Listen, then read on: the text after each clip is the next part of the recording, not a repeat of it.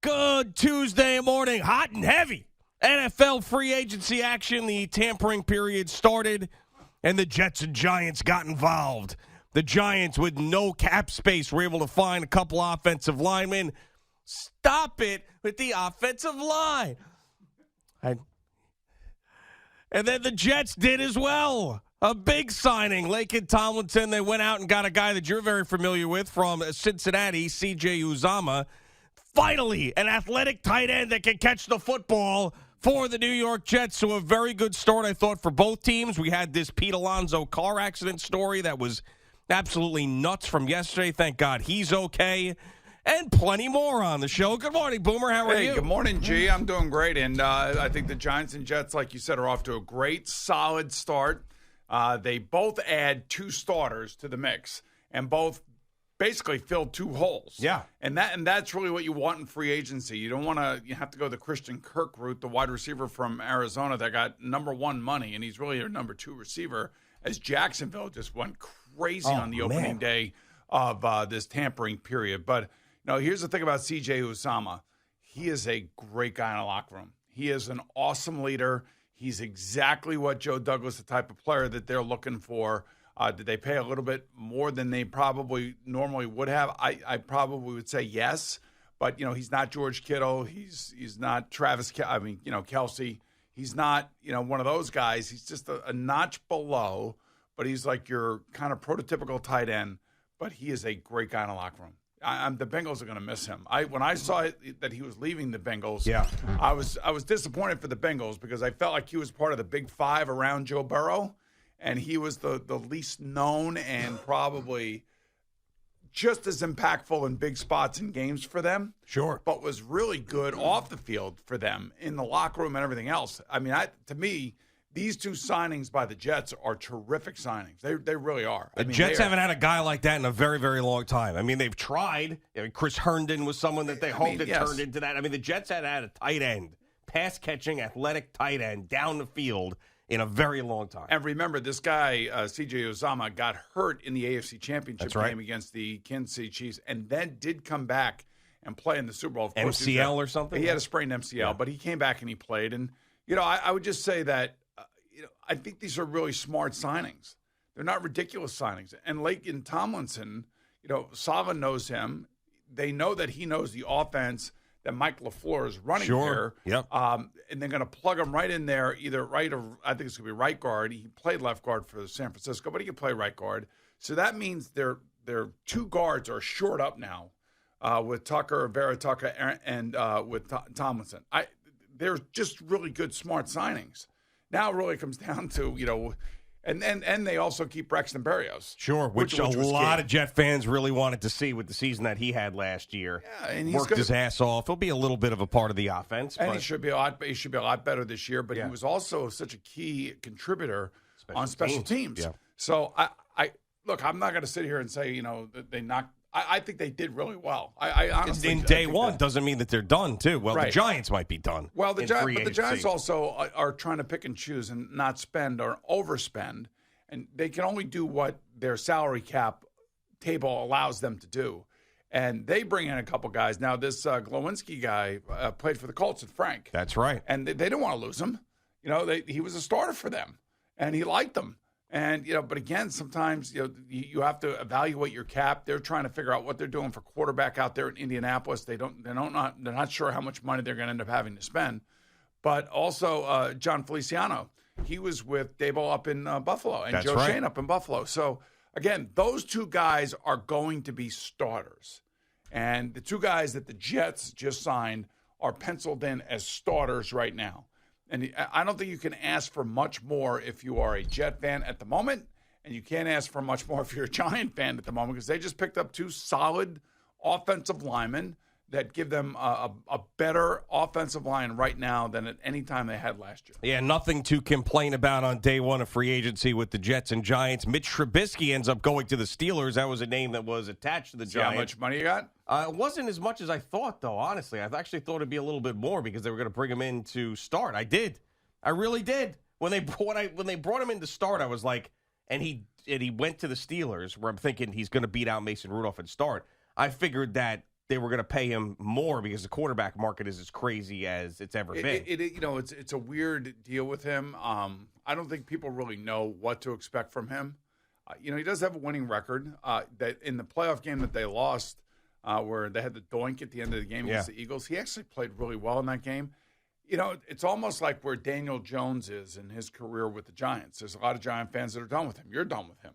And a lot of people out there in Chicago said, enough's enough, and, give me a new shiny toy, and they ended up drafting Justin Fields, and it was just a matter of time before he was over. And last year goes to Buffalo, bides his time, watches how Josh Allen does things. I don't know if he'll be better. I do know one thing. He's going to a team that's going to have an awful lot of patience with him. They'll give him a year. They'll give him 2 years. And $14 million, I think it's just a solid contract. And I think he chose to go there because he wants to start. And, sure. And that's why I think it's a smart thing that he did. Yeah, I don't know how much patience they're going to have because I think they're going to draft a quarterback in the first round. If they do that, then then it kind of changes things for him again. This is the plan I wanted for the Giants. I wanted the Giants to bring in a better transition quarterback, more reliable than Daniel Jones, and then draft a guy. But if they don't love anybody in the draft, they don't love anybody in the draft. But apparently Mike Tomlin loves Malik Willis out of Liberty. I would not be surprised if they drafted him and then had Mitch Trubisky be the guy to, man the ship. The stopgap guy. Because you're not going to give the ball to none of these quarterbacks coming out of college right now. Are you giving the ball to on Kenny day Pickett's a fifth-year guy. Yeah, but again, you're not giving him the ball in year one, thinking that you were going to the playoffs. That's what I'm saying. Not going to the playoffs. So I do believe that Pittsburgh looks at its defense and says, we got a pretty good damn defense here. Yeah, we can get after the opposing quarterback.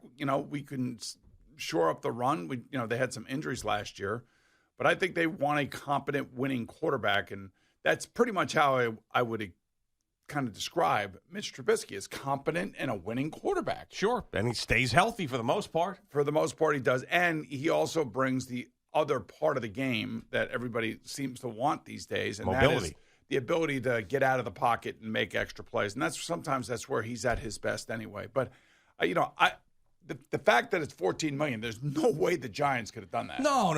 I agree with the cap situation, but I actually thought since the Giants were out of it and the Steelers were bringing them in to start, I actually thought it might be a little bit more than that. Honestly, I thought it was going to be a couple million more a year more than he ended up getting, but that's going to be the best situation for him. Now the Giants have to look for somebody else, and I saw that maybe Tyrod Taylor, someone of that ilk, to come in to be the experienced backup that takes over when Daniel Jones gets hurt. One of those situations. Yeah, I don't know. Tyrod could go in. Tyrod could go make some plays, and he'll at least give you a chance to win a football game. Sure. And I think that the way that Brian Daboll calls his offense, that might not be bad for Tyrod Taylor. That may be a fit for them, but it's not going to be a splash by any stretch of the imagination. Basically, the ownership wants Daniel Jones to take the reins and be the leader and be the guy that's going to be here for the next 10 years. Yeah, it's amazing, though, that they still have that type of influence. Of course they do. When they hire, but when they hire guys, you can't. It just seems so counterproductive to tell them who the quarterback's going to be. Like, don't you hire a guy and trust him and say, come in and evaluate this situation and tell me what you think? Because what we're doing isn't working, clearly. And instead, we want Daniel Jones to be the quarterback? Right. I don't love that. Well, I know you don't love it, but that's where they are. Yeah. I guess. I want to. Bless you. Oh, no. It's a little dusty in here. Yeah, I know. Because you sound nasally to me. I am nasally. I woke up with congestion today. Where do you think that came from? Hopefully not China, because that would be a problem. But yeah, I would say Sabrina going to school. Yeah. Yeah. I think China's going through it again, by the way. Oh, are they? Yeah. That's why I said that. Mm-hmm. Yeah, I know. I have those the rapid tests at home. Yeah. Took one of those this morning. Good. Everything's good? Yeah, it's positive. I just walked right in. No. Of course. Okay. I appreciate that. Yeah, I figured, But I don't know if you trust those things all the time. I'm going to do it again. Yeah. Important to do it again. Keep doing it again. You know who sent me was the great Lee Einsiler. Sent me like a whole boatload of tests one day. I was talking about how I can't get any tests. Next thing you know, next day at the door, boom, it was like 10,000 tests at my door. I was like, this guy's the best. There you go. He's tremendous. What a friend.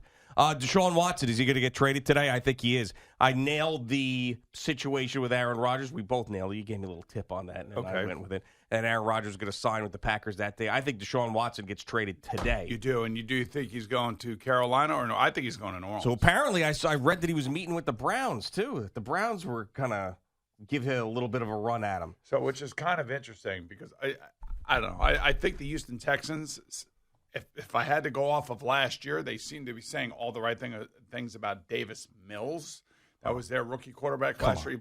Stop. I can't say that with a straight so face. Do you think that Houston would want to bring Baker Mayfield down to Houston and do a swap one for one? Of course. You talk about upgrading from Davis Mills. Yes, Baker Mayfield looks like a pretty good prize there. Yeah, I was wondering, man, I can't imagine him wanting to go to Cleveland. I just can't imagine it. They got Amari Cooper there. They got Nick Chubb there. They got a very offensive-minded head coach. They're in a division that, I don't know. You tell me. It's not that great.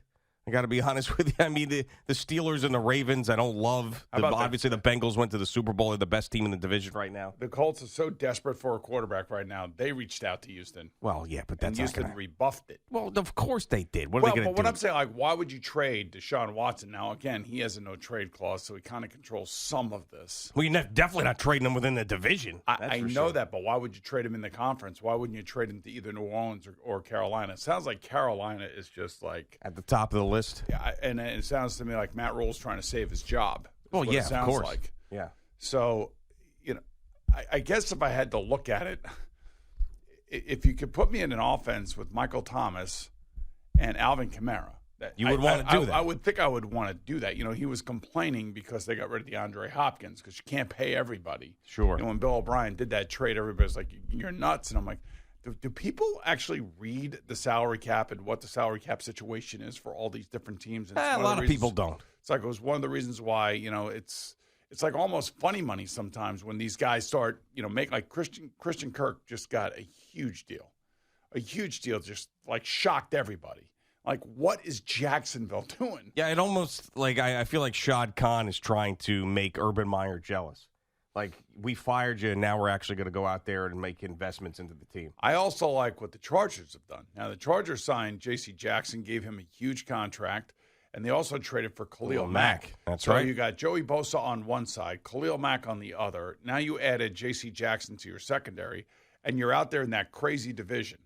With Russell Wilson, Patrick Mahomes, and, of course, I don't know what they're doing with Derek Carr. Yeah. Now, Derek Carr still could be traded. Speaking of that, they also signed a defensive lineman who went to Rutgers. Yeah. And Chris Carlin broke the story. And he got NFL Insider type stuff. Oh, nice. Good and for the Chris NFL Carlin. Insiders were, giving him credit.